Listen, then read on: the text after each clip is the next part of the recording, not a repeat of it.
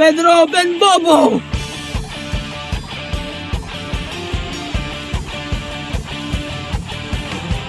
Tama, walang laglagan na sama-samang hahanapin ang liwanagan. Tayo'y magpapaalon sa isang galuyong lamang. Pedro! Bakit ka dito? Bakit po, tay? Mukhang hindi na ako magtatagal sa mundo. Tuturo ko sa'yo yung mahiwagang teknik. Ano po yung Kagibonshin technique? Oo, tara, sumama ka saan dito. Sa palungan. Halika dito, anak. At ituturo ko sa'yo ang mahiwagang teknik. Tay, hindi naman yung talungan. Saging naman yan. Ay, masyado. Mahina na yung memorya ng iyong ama. Saging nga pala yan. Mga alas 3 ng madaling araw, titingnan ka dyan. Hihintayin mo yung lalabas na mahiwagang teknik. Ano yan, gugulayin natin, tay? Hindi. Tanga ka pala eh. Bobo mo naman. Diyan mo makukuha yung mahiwagang teknik. Ano yun? Basta may puting lalabas dyan. Kagat-kagatin mo ha. Namnamin mo. Sige po, tay. Iiwan na kita at itong tungkod kong ito. Ito ang sandata mo. Sa lahat ng mga away sa iyo. Sige, tay. Alis na ako. May pasyente ako. Sino? Ano nangyari dyan mga tuto? Tinamaan ng katuligan. Lumayas ka man sa demonyo. Paano? Hindi mo ako kayaman ka noon. Dahil sa kapangasan mo, kukunin ko ang buhay mo.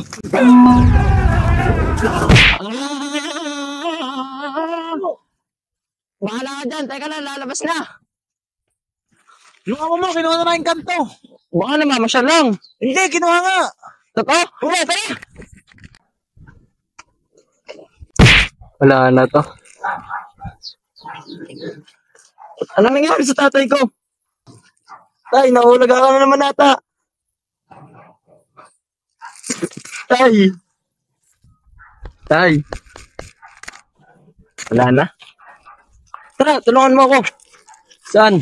Dadalhin natin siya dun sa upan. Baka mangalay.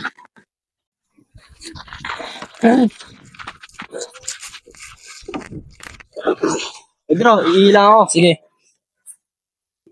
Siguro ito na yung panahon para kunin ko yung tinuro sa aking agimat ni tatay. Ito nga, makakuha na. Kaya pwedeng umihi dito.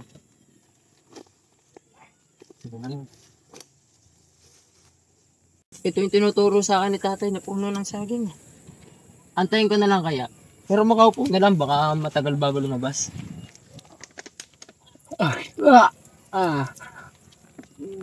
Teka, parang may mali ah.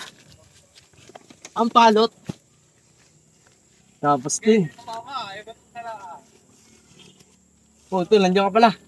Umihi ka? Oo, tol. Alat ng ihi mo. UTI ka ba? Meron, tol. Ang bastos mo talaga.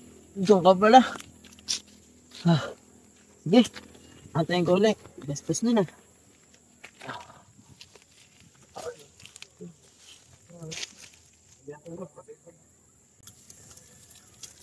Tangin na. Snow beer. Sige. Ako na nga.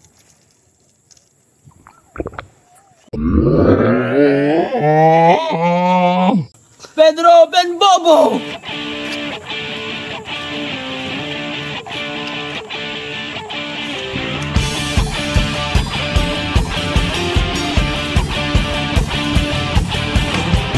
Tama, walang laglagan na sama-samang hahanapin ang liwanagan.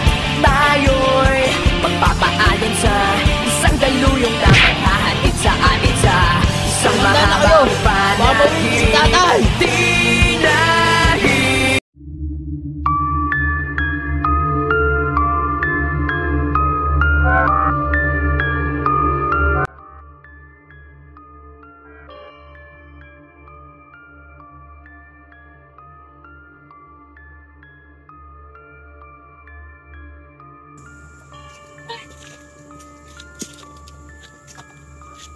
Saan kaya yung pupunta dun kay tatay? Hoy, sino ka? Ba't ka nandito sa aking teritoryo?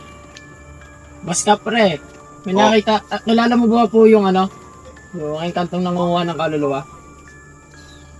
Kantong nangunguha ng kaluluwa? Parang may kakilala. Kaso hindi ko tukoy ang kanyang tahanan. Meron akong kilala, yun na lang ang mas mabuting tanungin mo. Pero saan? Send location ko na lang sa'yo. May cellphone ka ba? Oo. Bakit? Wala po. Basta send location ko na lang sa'yo. Sige po.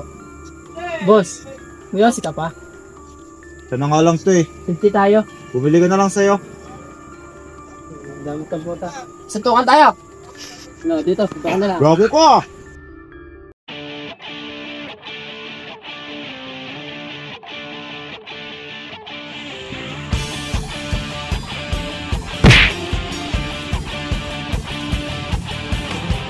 Tama, walang lagdagan na sama-samang hahanapin ang liwanag at tayo'y magpapaayon sa isang daluyong lamang hahatid sa atin sa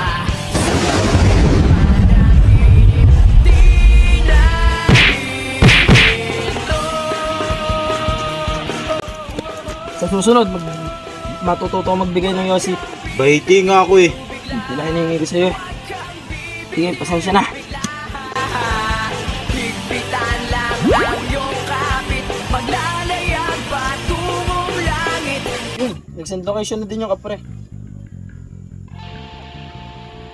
Tatay, hintayin mo ako! Malapit na ako!